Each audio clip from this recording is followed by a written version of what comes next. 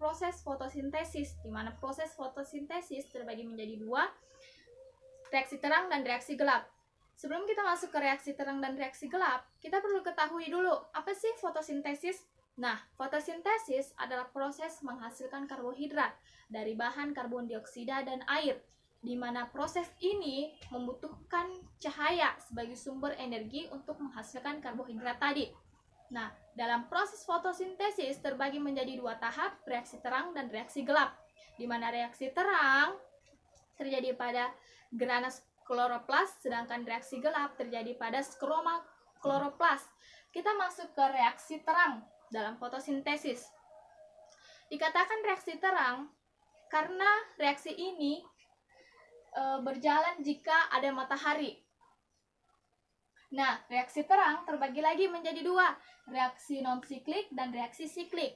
Di mana reaksi non-siklik, di sini ada fotosistem 1 dan fotosistem 2. Kita perlu ketahui dulu, apa sih fotosistem ini? Nah, fotosistem merupakan pusat reaksi terang yang nantinya akan menyerap energi dari cahaya matahari. Nah, fotosistem 1. Ketika cahaya masuk, maka fotosistem 1 ini akan menyerap cahaya tersebut, kemudian akan mengeluarkan elektronnya dan ditangkap oleh akseptor primer. Nah, akseptor primer akan mengeluarkan kembali elektronnya, ditangkap oleh ferudoksin atau disingkat dengan Fd. Ferudoksin akan mengeluarkan kembali elektronnya, ditangkap oleh NADP+ reduktase. Nah, di NADP+ reduktase inilah yang akan menghasilkan NADPH. Kemudian, di fotosistem 2, ketika cahaya masuk, maka fotosistem 2 akan menyerap cahaya tersebut dan mengeluarkan elektronnya, ditangkap oleh akseptor primer. Akseptor primer akan mengeluarkan kembali elektronnya, ditangkap oleh pakuinon. Pakuinon akan mengeluarkan kembali elektronnya, ditangkap oleh kompleks sitokrom. Kompleks sitokrom akan mengeluarkan kembali elektronnya, ditangkap oleh pastosianin.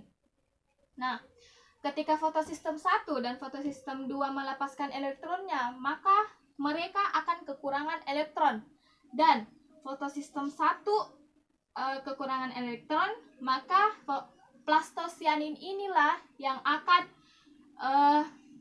menyumbangkan elektronnya ke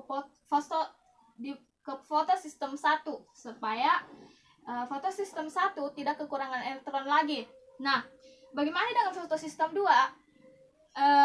Fotosistem 2 dibantu oleh molekul H2O dan merubah dirinya menjadi H+ dan O2, sehingga fotosistem 2 tidak kekurangan elektron lagi.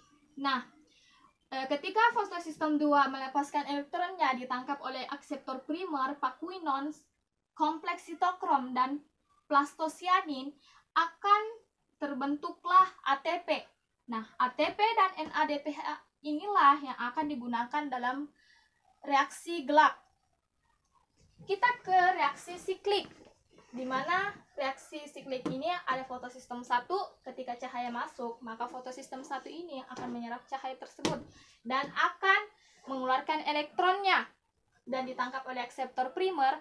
Akseptor primer akan mengeluarkan kembali elektronnya, ditangkap oleh ferudoksin. Ferudoksin akan mengeluarkan kembali elektronnya, ditangkap oleh kompleks sitokrom. Nah, kompleks sitokrom akan mengeluarkan kembali elektronnya dan ditangkap oleh plastosianin.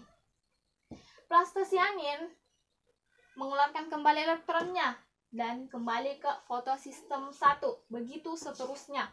Kemudian, dari kompleks sitokrom dan plastosianin, maka terbentuklah ATP. Nah, mengapa harus ada reaksi non-siklik dan reaksi siklik? Karena ketika reaksi gelap kekurangan ATP, maka reaksi terang yang berjalan adalah reaksi siklik, sehingga supaya lebih banyak menghasilkan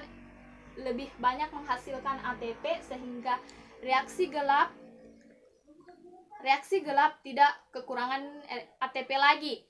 Nah, jika reaksi gelap tidak kekurangan ATP, maka yang berjalan adalah reaksi non-siklik. di mana menghasilkan ATP dan NADPH.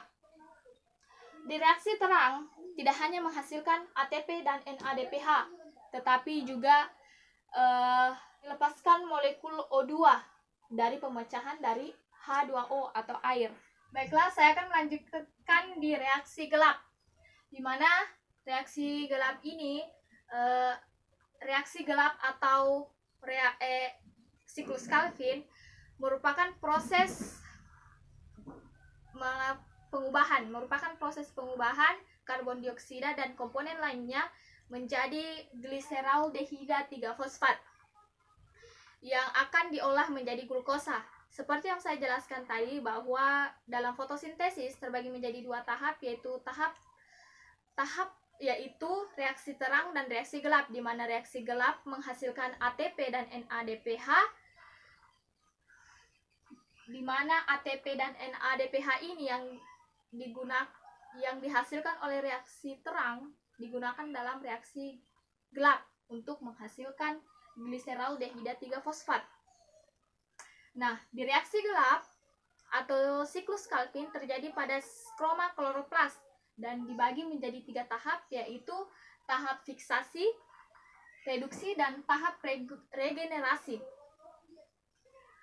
Tahap pertama atau tahap fiksasi, jika 3CO2 disatukan dengan 3 ribulosa bifosfat, maka menghasilkan 6 molekul 3-fosfogliserat. Nah, reaksi ini dikatalis oleh enzim Rubisco, di mana enzim Rubisco ini paling banyak di kloroplas. Nah, tahap ini dinamakan tahap fiksasi. Kemudian, dari 6 molekul 3-fosfogliserat akan diubah menjadi 6 gliseraldehida 3-fosfat yang akan membutuhkan 6 ATP. Setelah 6 ATP ini digunakan, maka berubah menjadi 6 ADP. Dan dibutuhkan juga, dalam proses ini dibutuhkan juga NADPH. Setelah NADPH ini dipakai, maka berubah menjadi NADP+ dan H+. Tahap ini dinamakan tahap reduksi. Ketika 6 gliseraldehida 3-fosfat, maka keluar 1 molekul. Maka 1 molekul keluar. Sisanya 5 gliseraldehida 3-fosfat. 5 gliseraldehida 3-fosfat ini akan diubah kembali melalui serangkaian reaksi menjadi 3 ribulosa bifosfat. Dalam reaksi ini memerlukan 3 ATP dan berubah menjadi 3 ADP. Tahap ini dinamakan tahap regenerasi.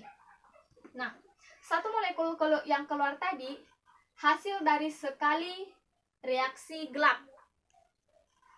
Hasil dari sekali reaksi gelap. 1 gliseraldehida 3-fosfat yang nantinya akan dibuat menjadi glukosa. Tetapi dalam 1 molekul glukosa maka dibutuhkan 2 kali reaksi gelap. Seperti ini. Dan ATP dan NADPH yang dihasilkan oleh reaksi terang akan digunakan dalam reaksi gelap. Reaksi gelap untuk menghasilkan gliseraldehida 3-fosfat. Ketika 2 gliseraldehida 3-fosfat yang nantinya akan diubah atau dibuat menjadi glukosa. Baiklah, sekian dari penjelasan tentang proses fotosintesis dari saya. Lebih dan kurangnya mohon dimaafkan. Wabillahi taufiq wal hidayah. Wassalamualaikum warahmatullahi wabarakatuh.